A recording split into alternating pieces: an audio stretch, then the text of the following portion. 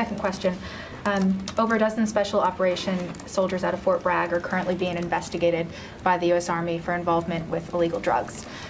Does this reflect on any broader problems with illegal drugs with the U.S. military in general?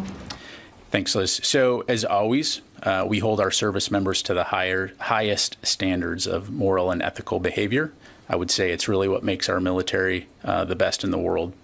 In terms of the allegations that you've highlighted, I know that U.S. Special Operations Command and U.S. Army Special Operations Command are aware of those allegations, and they're investigating, so I'd refer you to them for any further comment. Thank you. Ma'am.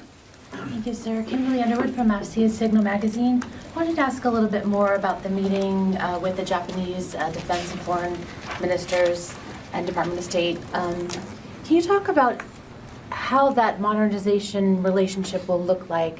And from the Secretary's perspective, will the discussion kind of drill down to like how the countries can integrate communications with their militaries, C2, JADC2, that kind of thing? Will that kind of discussion include things like that?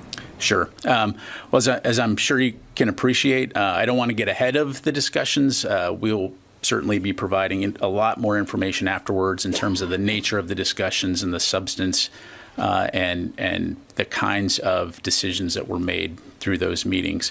I would say that broadly speaking, Japan is one of our staunchest allies in the region, and really the U.S.-Japanese alliance is the cornerstone of Indo-Pacific security.